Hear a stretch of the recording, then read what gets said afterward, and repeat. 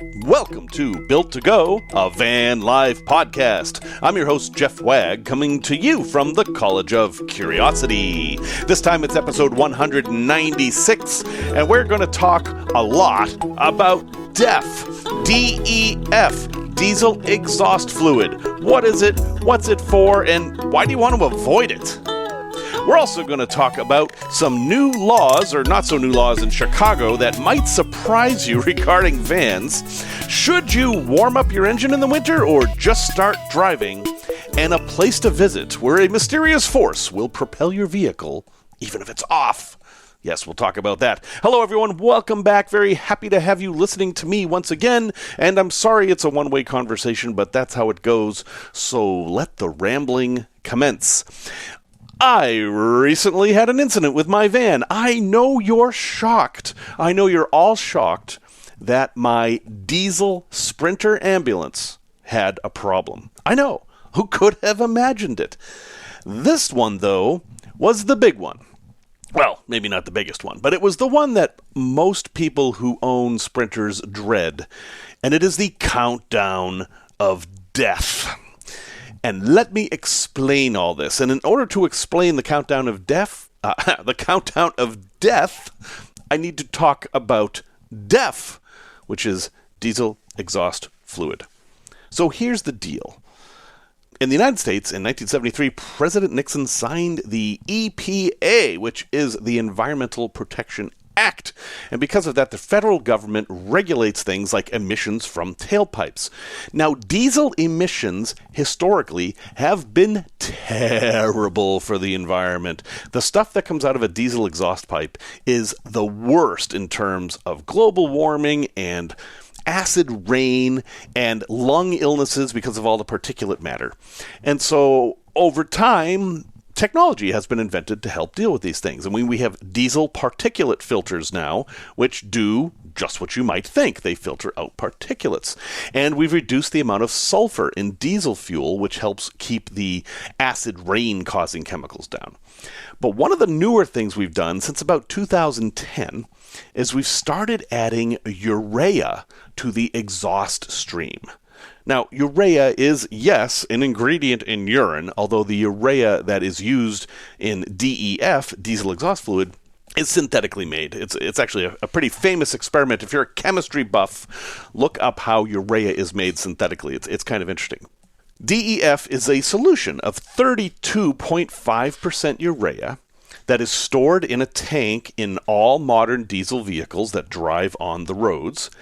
And it is sprayed into the exhaust at a really high temperature. It's when the exhaust hits 1400, 1600 degrees, pretty darn high. This stuff is sprayed into the exhaust, and it goes through the catalytic converter and turns a lot of these nasty chemicals that come out of your exhaust pipe into stuff that's less nasty, like water and nitrogen. It's pretty cool when you look at how much safer diesel exhaust is with this stuff added. So, sounds like a good idea, right? I mean, this isn't such a terrible thing. Except that, if you think about it, well, DEF, the fluid, costs money. And it adds complexity. It's about $4 a gallon to buy this stuff. And while you can get 300 miles off of a gallon, more or less, it still adds up. So you have that extra expense. Plus you have the extra weight of the tank, and you have a pump that pumps it into the exhaust stream. And you have to have a heater, because this stuff freezes at 12 degrees Fahrenheit. And the biggest problem is that the EPA realized that there was no incentive for the average driver to spend the extra money needed in order to have a DEF system. So the EPA did two things. One was it required all vehicle manufacturers of on-road vehicles to include a DEF system. Okay, that was the first step. Some of these manufacturers cheated a bit, and there was a huge, well-known class action suit against Mercedes-Benz, and they had to come back and repair things. We're going to ignore all that for now. But you have to understand the reason you see DEF in all diesel vehicles sold in the last 14, 15 years is because the federal government is requiring it. Okay, you bought the truck, it came with the system. What if you just don't fill the tank? Or what if you remove the tank and you remove all that stuff? Well, there are sensors in your vehicle required by law that will detect if there's a problem with the DEF system. And those problems can be as simple as you've run out of fluid. In my Sprinter, it doesn't have a gauge. I have no idea about how much diesel exhaust fluid I have in the vehicle. It's not until I'm about to run out that a light comes on the dashboard, and then I've got a precious little amount of time to refill that back up, which I think is kind of dumb. In more modern vehicles, there is a separate gauge for DEF, and I think that's required. The other thing the federal government said is you have to make it so that the vehicle will not operate if there's something wrong with the DEF system. So how do you do that? Well, you don't want the vehicle just to die, right? Like the sensor finds out you've run out of fluid. You don't want the vehicle just to die. No. So what you do is you give it 10 more starts. And that's what's called the countdown of death. If you forget to fill up your DEF and you ignore that warning light on the dashboard, eventually you're going to get this countdown timer that says you only have 10 more restarts of the vehicle left. And after you go through those 10, your vehicle's a paperweight. It will not start. The only people who can start it are dealerships and high-end repair shops that actually have the software needed to reset the computer. And I believe it's a $250 fee just to reset that without fixing anything. So that's not great. Now, I've heard that some other vehicles won't disable your vehicle entirely. They'll just put it in limp mode, which means much less performance. You might be able to roll along at 30 miles an hour. To me, that makes a lot more sense than just killing the vehicle outright. Because here's my situation. I'm driving down the road at highway speed for maybe half an hour, and boom, this light comes on the dashboard. 10 more restarts left. Now, I got no warning about this. There was no sign that anything was wrong. In fact, because I have a Bluetooth scanner where I can read the codes in the computer, I actually knew what my DEF level was, and it was nearly full. So I wasn't out of DEF. So why was my vehicle telling me I had only so many restarts? Well, remember I said that DEF freezes at 12 degrees Fahrenheit? It was below zero in Chicago for quite a few days. And apparently, my DEF pump froze. Some fluid got in the DEF pump and froze, and for whatever reason, and I don't actually understand this, the heater, which is in the pump, I mean, that's where the heater is, didn't defrost it. And that meant that the pressure of the DEF in the system was below a threshold for long enough that it triggered the countdown timer.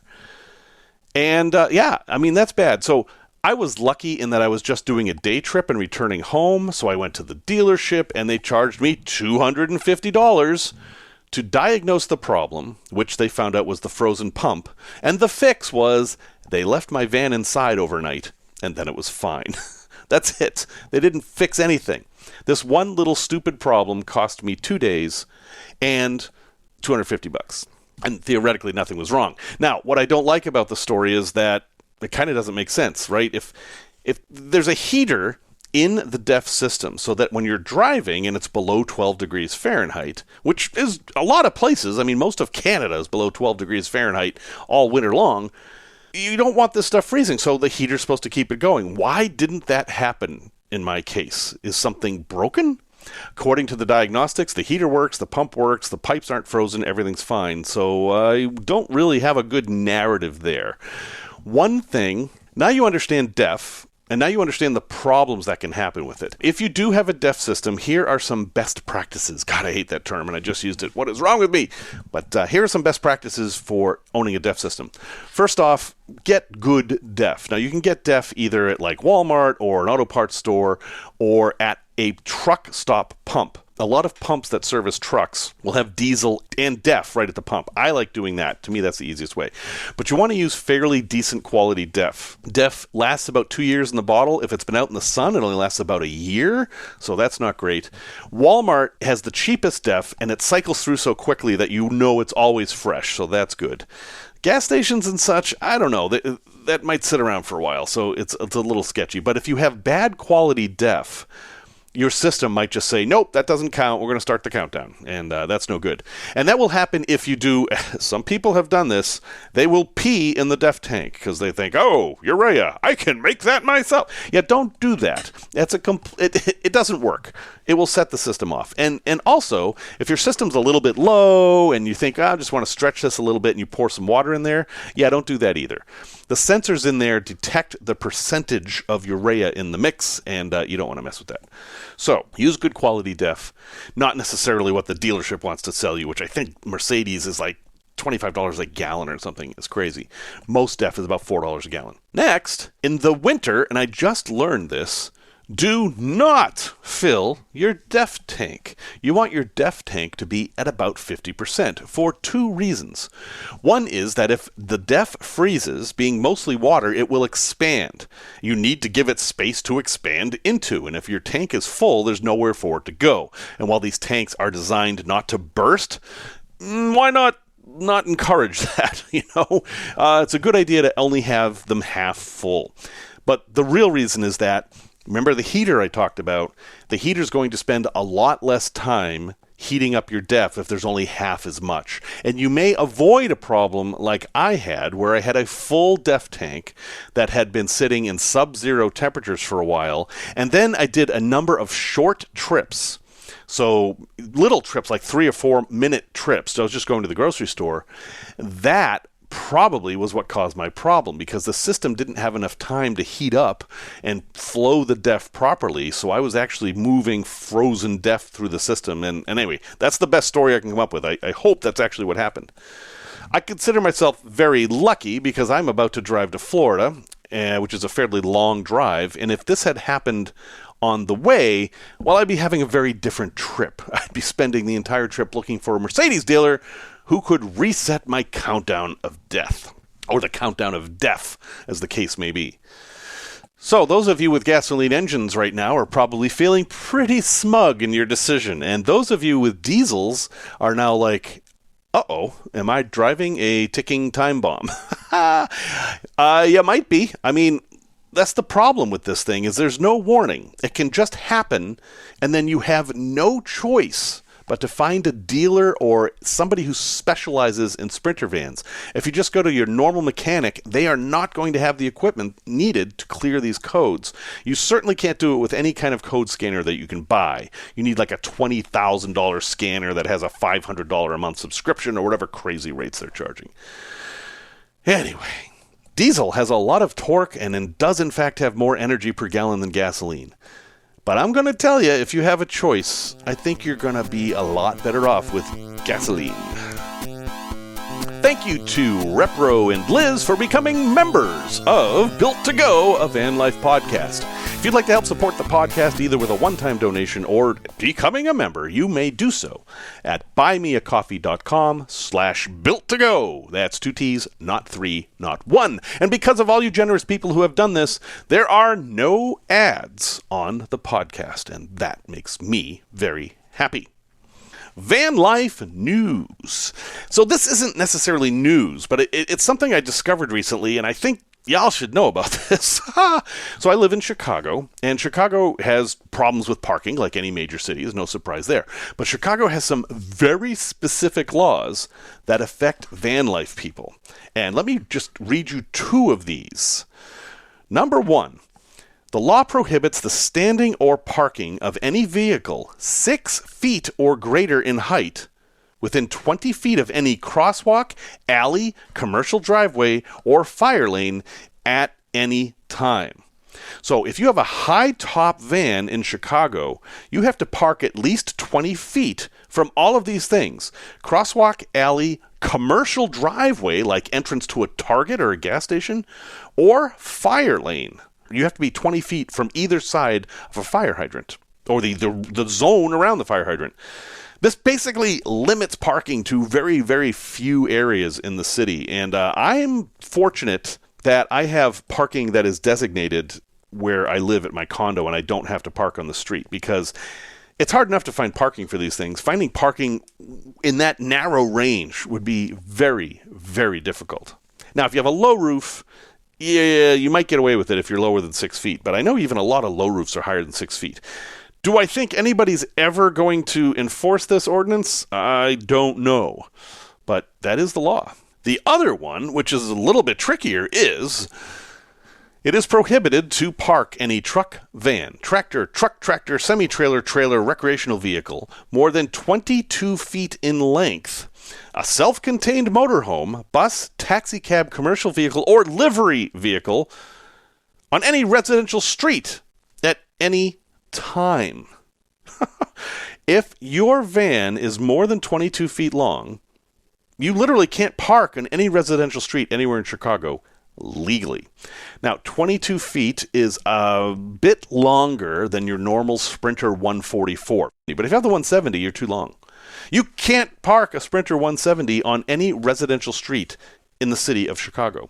So if you have some friends who live in Rogers Park and they have a house even or an apartment, you can't just park in front of their house. It is illegal. Again, how often is this enforced? I don't know. I do know in the neighborhood I lived in before I moved to where I live now, there was a guy with a big pickup truck. It was a 4-door pickup truck with an 8-foot bed, and he got tickets all the time.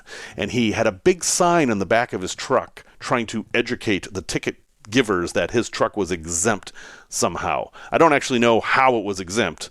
But what does this mean? Does this mean you should avoid Chicago? That's up to you. Chicago's a wonderful city, and you can come and have a great time. It does mean there are problems parking here, but I think if you dig into the laws in any major city, you're going to find very similar things. What they're trying to prevent is people from buying an RV and parking it on the street and leaving it there for 6 months. Us overnight people are really not the issue. And I think you'll probably be left alone. But if you get a cop who's on your case for whatever reason or has some kind of a quota to fill or whatever, yeah, technically you and your 170 Sprinter are not allowed to park in nearly all of Chicago. So, yeah, there's that. Tech Talk. I know I've talked about this before, but given the weather, it always comes up, so I'm going to talk about it again, and that is the age-old question of should you warm up your engine before you take off on really cold days? Two-part answer. If your vehicle was built before 1992, or it has a carburetor, those are almost synonymous, but not quite, you should warm up your vehicle for a few minutes before you take off, because carburetors have a tendency to freeze up. Now, a carburetor is this thing that mixes air with gasoline, and if moisture gets in there, and cold weather can cause moisture to gather in there, yeah, it can freeze up and then your car's in trouble. So you want to make sure that your engine's warm enough for hot air to go in there. But the vast majority of us are not dealing with carburetors, and we have modern engines where all this stuff is controlled by computers. And it turns out the computer knows it's cold, so the computer adjusts. So the advice now is turn your vehicle on, and if you have a diesel, be sure to warm up those glow plugs, and then drive. Don't wait. I mean, you can let it go for 10 or 15 seconds or whatever, make sure everything's fine. But the advice is to start driving as soon as possible, not let it sit. And the reasoning behind that is that when the engine hasn't reached operating temperature, it's running very inefficiently. A lot of the fuel being burned is being used to generate heat to get the engine to operating temperature, and you want that period of time to be as little as possible. So by driving gently away, you'll get the engine up to temperature as fast as possible, and you'll actually be heading where you want to go, so you're not wasting fuel. Now, does this mean you should never turn on your van in the morning and warm it up while you're making breakfast or whatever? No, that's a completely different thing. That's idling. You can idle on cold winter days, and that's okay. You're going to be wasting a lot of fuel. That's the trade-off. And, that you could potentially damage a vehicle if you let it idle too long. But I'm not telling you that, oh my God, it's 20 degrees out, I'm freezing, and you want to start the van and warm it up while you're putting away your sleeping bag and stuff. I think that's fine. I think that's actually normal and good. So go ahead and start driving. Just be gentle. You don't have to stomp on the gas and burn out and leave rubber on the coldest days of the year. Product review.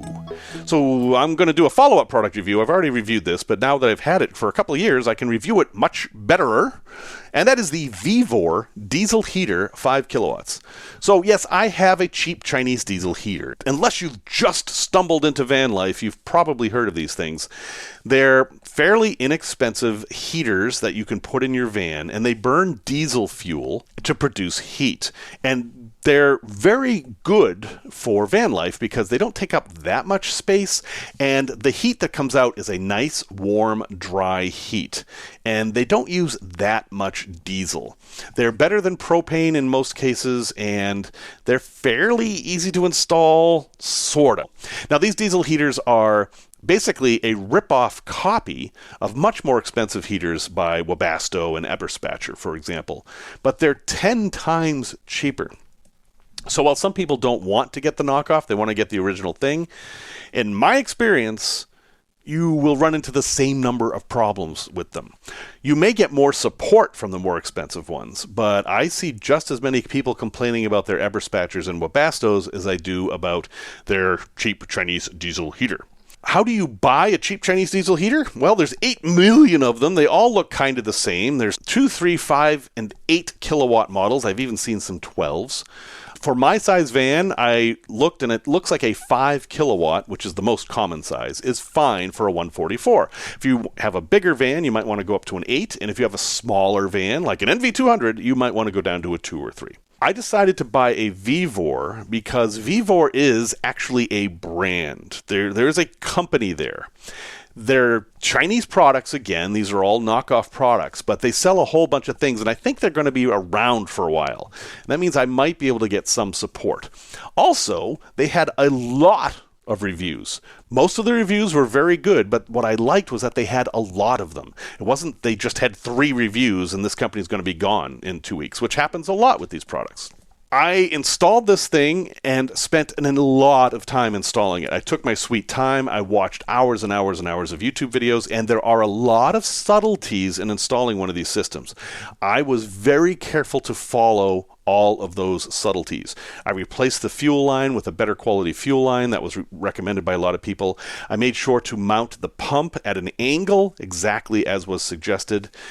And now that I've used this thing for a couple of years, I love it. I love this thing. I can get in my van at any time and press a button, and I will have nice hot air coming out of a hose in 5 minutes. It really doesn't use that much diesel. I haven't noticed much difference with it, and boy, it keeps me warm in there.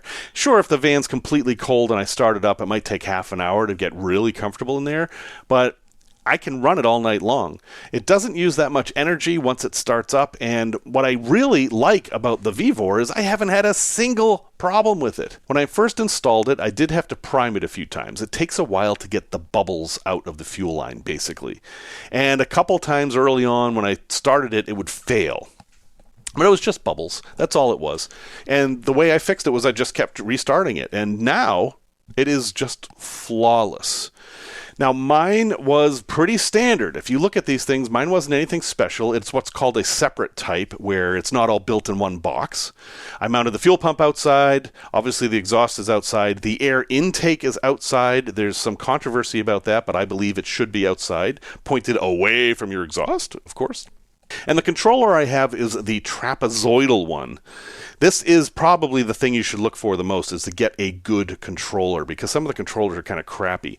The one I have is very, very good. It's easy to understand once you read the manual, and that's a little tricky. Vevor's manual is better than most. It has less badly translated English in it, so that's also a plus. And mine comes with a remote control, so if I'm in bed and I can't reach the heater and it's too hot, I can just turn it off from bed.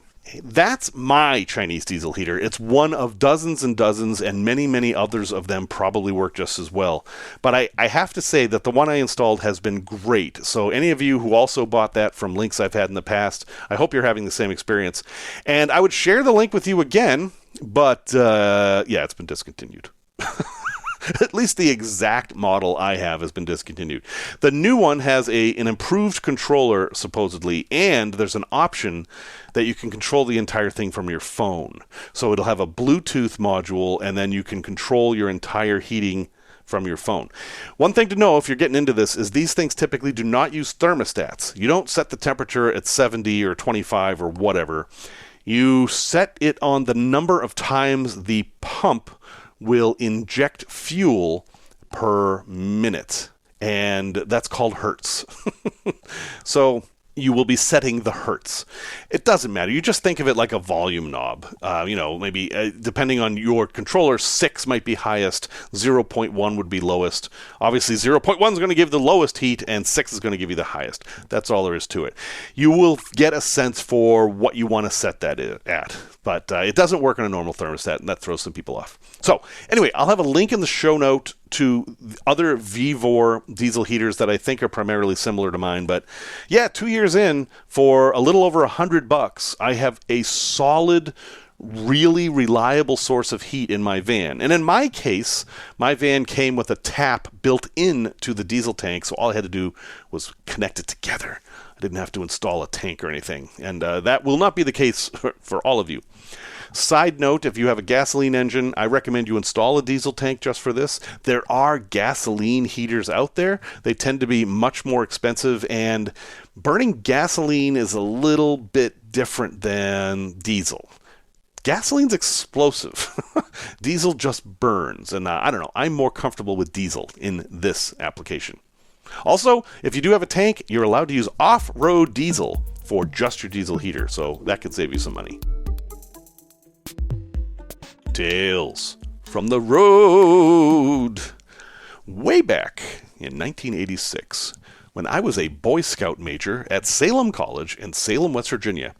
Yes, it's true I said Boy Scout major because, that was the name of the program, Youth Agency Administration. I was going to school to become a professional Boy Scout, and, we see how that turned out. But one of the classes I had to take was camping, which kind of makes sense, sort of, except I had done all kinds of camping, so I don't know what they were going to teach me, but okay. Of course, instead of a thesis or writing a big paper, the final for camping was going camping. So we did. Now, the professor of this course, a wonderful guy named Sam, and he has passed now, and I miss him, but he was really an interesting guy. Sam owned a piece of hunting property near Beckley, West Virginia, which is a fairly well-known camping area. And he said, well, let's just go out there. And I thought, how much property can he own? Well, it turned out he owns several thousand acres. It was plenty for camping.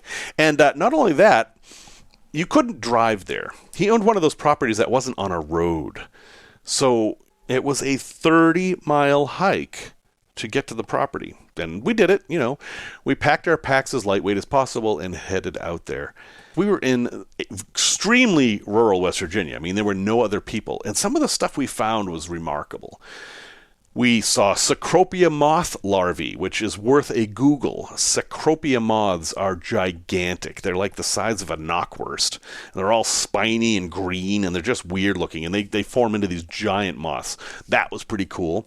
We saw ruffed grouse and heard them. That also was pretty cool. And we found a crashed aircraft. Apparently, the mountain we were on, some plane had crashed into it, and there were still parts of it there. In fact, not knowing about Leave No Trace at that point, which seems weird that you're in a camping class that doesn't talk about Leave No Trace. We all took pieces of the airplane. Actually, does that count? Would that count as litter? That's a complicated topic. Anyway, I did have a little tiny piece of aluminum from the plane for a long time. So we went out there and did total primitive camping, and it was wonderful, very much out in nature. The mosquitoes weren't bad because it was in the fall, and it was just a nice communal time for all of us. Well, we were all Boy Scouts and Girl Scouts and some YMCA people, and, we were into this stuff anyway. The only trouble came afterwards. We'd camped out there for 2 days, and it was time to walk back to the vehicles. Now, Sam was the only one who knew where the van was that we were going to get to, because the van dropped us off and left and was going to pick us up somewhere else. So we were doing a linear hike. And we had a lot of food left over. And I remember in particular, there's this one bag of potatoes a 5-pound bag of potatoes that we hadn't touched. And I'm thinking, oh, okay, let's just, put them in the woods. And because we're talking about 79 cents worth of potatoes here. This is 1986. This was not a lot of money. And one of the guys was like, no, we can't waste food like that. We have to bring it back.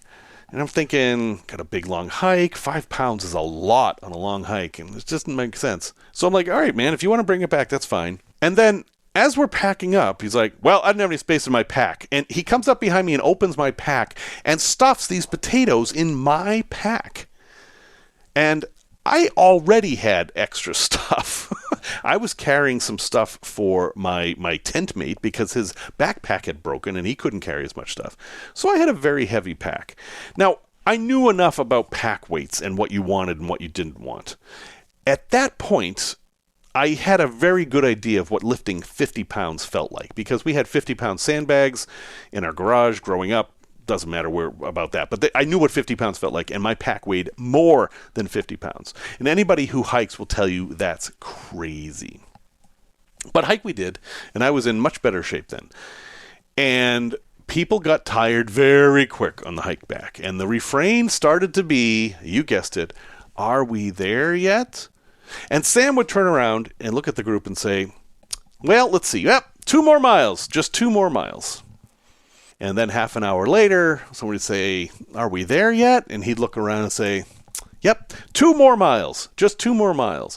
And after a while, we realized that was his way of handling the situation. Everything was 2 miles away.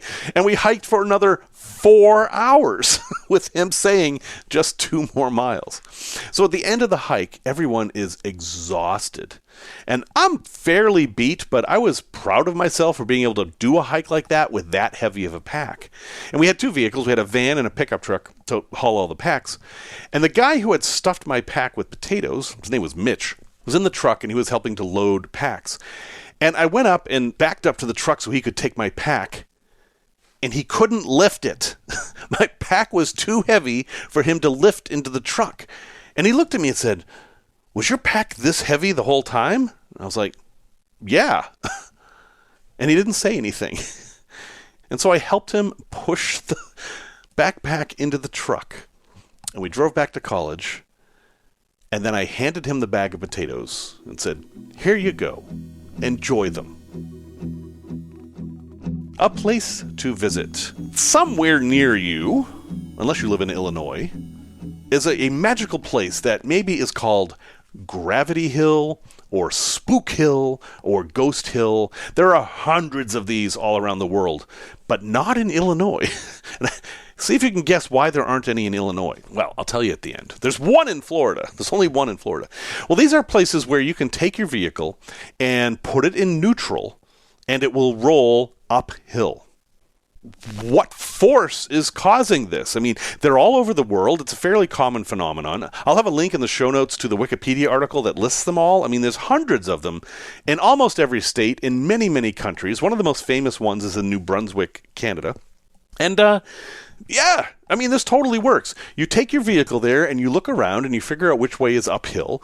And then you put the vehicle in neutral, take your foot off the brake and gas, and it will roll uphill. Now, some people surmise that these places work because there is a big amount of magnetite at the top of the hill and it's pulling the vehicle up. So, okay, well, that makes sense, but it's pretty easy to test. Turns out that if you dump water on the ground on these gravity hills, it will also roll uphill. And, well, last time I checked, magnets don't affect water very much. I'm sure they do at some subatomic level. Other folks have said that what's actually happening is that it's the ghosts of people who have died there who are pushing your vehicle. Often this comes with a story about a school bus crash or something. And then the creepy part of this is that if you take some baby powder and you sprinkle it over the back of your van or car or whatever you're driving, you can see the handprints of the kids who are pushing you up the hill. And guess what? That works too. So what the heck's going on here? What is this mystery force?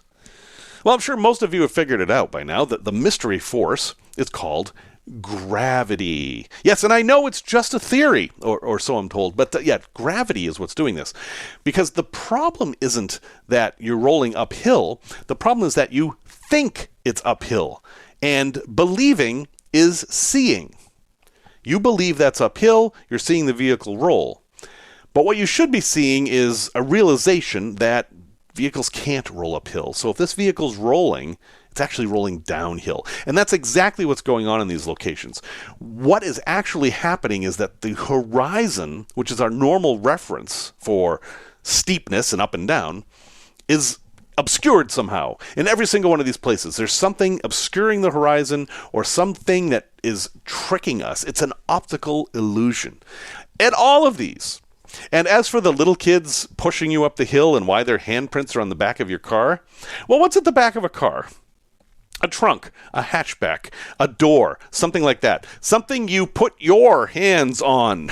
And yes, your fingerprints are there. And yes, if you put baby powder on your fingerprints, it's going to show up. So, hey, go have some fun. Go see a gravity hill. It is a fairly cool thing to be fooled by this illusion. But yeah, it's just an illusion. And, you can make up ghost stories and scare people if you want. Some of us more curious folk actually want to know what's really going on. Resource recommendation. So I was stumbling through YouTube videos, as I do often, and I found a video by a woman named Monique, and she is living in her 2019 Ford Transit Connect, and she has it built out very nice.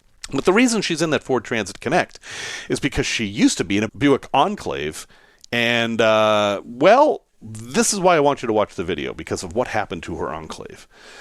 Now, it's a 39-minute video. It's kind of long, but I think it's worth watching because it teaches a number of things that are valuable to people building out their vans. The first and most obvious is she got in an accident and totaled her van. But how? It's kind of amazing. She took a wrong turn in a parking garage and hit a pole when she was turning around. Oh darn, scratched the bumper kind of a thing. But it totaled the vehicle. It's a 2018 Buick Enclave, not an old vehicle. And the repairs were $18,000. The insurance company refused to repair it. And the reason is that, she scratched the bumper and broke the headlight and had to replace all that, but it had bent the frame, and it was $10,000 alone just to straighten the frame. So the insurance company said no. So they wrote her a check, and she bought the Transit Connect. So that was an interesting lesson. But her interactions with the auto body shops were super interesting. Now, being a newer vehicle, I know it's an SUV, it had side airbags all down the back. And this turned out to be a major problem for her. She had removed the middle row of seats, which a lot of people do when they're in minivan or SUVs, and those were connected to the airbag system. So when she removed those, she did not put a resistor on the terminals. She just lived with the fact that her airbag light was broken. So as she drove around, the airbag light was on, and no big deal. What I don't think she realized is that her airbag system was disabled. It's not that light was just on. She had disabled all her airbags in the entire vehicle, which is a bad thing. So she went to the auto body shop. She went to a bunch. It's a long, involved story, but many of them said, we can't work on your vehicle until you put the seats back, because they need to reprogram the airbag system. See, when they work on your car, they accept some liability for the safety of the car afterwards, and they have to make sure it's safe to drive. And if the airbag light is on, they know the airbag system's not working, and they can't give you the car back. So she ran into that problem. Now, she finally worked out with the guy that, there's nothing wrong with the system, it's just that the seat's out, and he was able to overcome that, and he's like, okay, it's fine. And then she mentioned that the driver's side seatbelt didn't work. Now, in her case, the seatbelt wouldn't retract. She pulled it out, and it just wouldn't go back. If this ever happens to you, just make sure you take apart all the molding and see if it's just kinked up. I mean, it's not that uncommon of a problem. But when she told the guy that, he refused to work on her vehicle. He basically said, no, that's it. We can't fix that. And the problem was that they would have to replace the seatbelt, and they would need to reprogram the computer in the vehicle to know that it had a new seatbelt. I'm not exactly sure how that works. And they couldn't do that without the back seat. Anyway, watch the video. You will learn a lot. It's interesting, all the stuff she went through. She doesn't have a great background in car mechanics. She didn't understand a lot of what was going on, but it doesn't matter because the story is what matters. And she's kind of fun to watch anyway, so I'll have a link in the show notes for that. Her channel is called Simple Enough, and the name of the video is From Living in a Car to Living in a Basement. Totaled my car home. Yeah, it's well worth watching here. So Again, word of warning to those of you building out minivans or other vehicles that have seats in the back and airbags in the back. Those airbags are a problem. Either consider doing a no build where you can make everything exactly the same as it was so you won't have any problems like this, or research how to terminate the connectors so that you don't disable your airbag, and then have a plan for how you're going to deal with it if you wreck your car. Like, if you have to take that vehicle to the body shop, they may refuse to work on it because the middle seats are missing. So, yikes, that could be a big pain in the butt. Well, folks, thank you very much for listening to episode 196. I appreciate you being here with me every week. I'm recording this episode a little bit early as I'm about to hop in my van and head to Florida. I'm actually going to go a day early so I can get out of these freezing temperatures just in case the death countdown comes back. Music, as always, is by Simon Wagg. And until next time, remember the words of Napoleon Hill, who said, "Every adversity, every failure, every heartache carries with it the seed of an equal or greater benefit."